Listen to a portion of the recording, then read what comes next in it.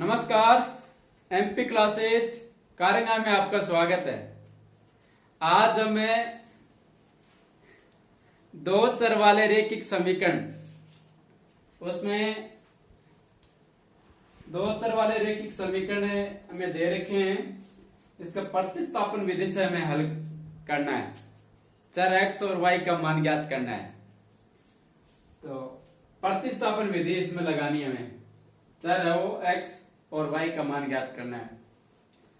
तो समीकरण नंबर 1 है हमारे पास है x प्लस वाई बराबर 14।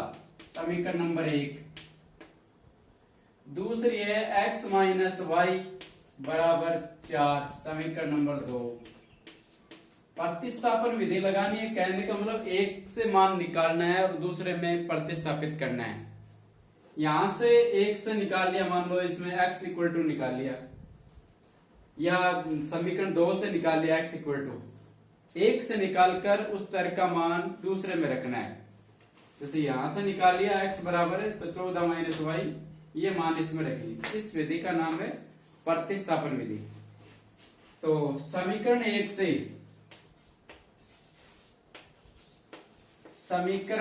से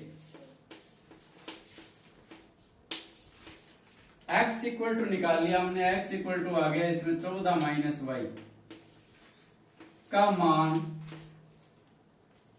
समीकरण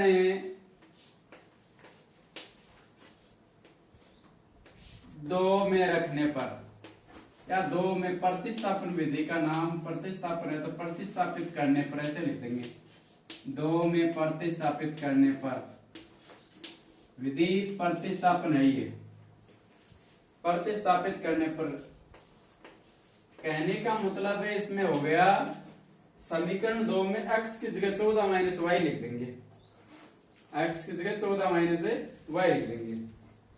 तो कर दिया ये x की जगह 14 माइनस वाई, 14 माइनस वाई, ये y इक्वल टू 4।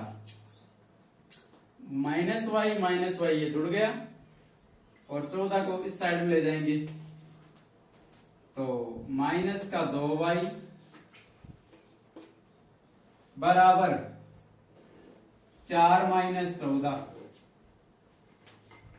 माइनस का 2y, 4 में से 14 घटा दिया तो ये हमारे पास रह गया माइनस का 10।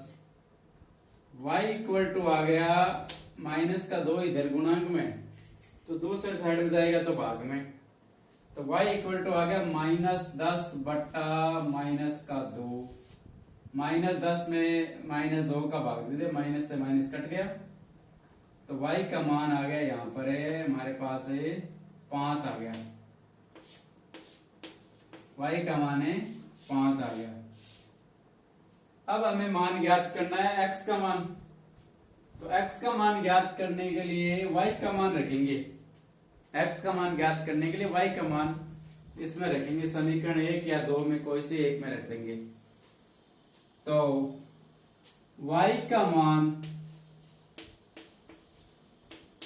अब कहीं पर भी रख दो।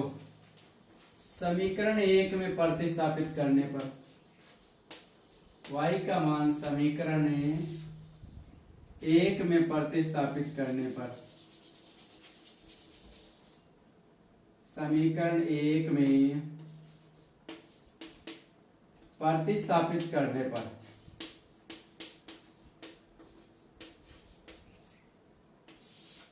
y का मान 5 आया वो रखेंगे। प्रतिस्थापित करने पर y का मान समीकरण 1 में प्रतिस्थापित y का 5 है तो x plus 5 equal to 14। x equal to यहां से निकल आएगा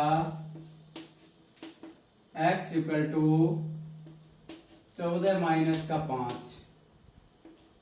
14 में से 5 घटा दिए हमने तो कितना बच गया 9। ये x का मान है। अतः x बराबर है तो आ गया 9। अतः x बराबर 9 और y बराबर है 5। ये सवाल देखेंगे हम सही है क्या। यहाँ पर जांच कर लेंगे, x का मान 9 रख दिया लेफ्ट हैंड में और y का मान 5 रख दिया, 9 5 14, इधर 14। इसमें रखेंगे x का मान 9 माइनस 5 बराबर 4, 9 में से 5 घटा दिया 4। तो इस विधि का नाम है निम्नलिखित समीकरण को प्रतिस्थापन विधि से हल कीजिए। प्रतिस्थापन विधि इसका नाम है। तो प्रतिस्थापन विधि से हमने हल किया समीकरण नंबर 1, x प्लस वाई बराबर 14 और x माइनस वाई बराबर 4। प्रतिस्थापन विधि क्या कहती है कि एक में से चर का मान निकालो और दूसरे में रख दो। तो हमने क्या किया, समीकरण 1 से x बराबर 14 माइनस वाई ले लिया, यहां से निकाला x बराबर, ये मान समीकरण 2 में प्रतिस्थापित कर लिया। समीकरण 2 में x बराबर 14 माइनस हमने लिख दिया, देखो 14 माइनस वाई, ये x की जगह है, 14 माइनस वाई x की जगह है, इसमें माइनस वाई और बराबर 4, 14 माइनस वाई माइनस 4 नहीं, 14 माइनस वाई माइनस वाई 2 बार इक्वल टू 4। तो ये समीकरण 2 में प्रतिस्थापित कर दिया हमने।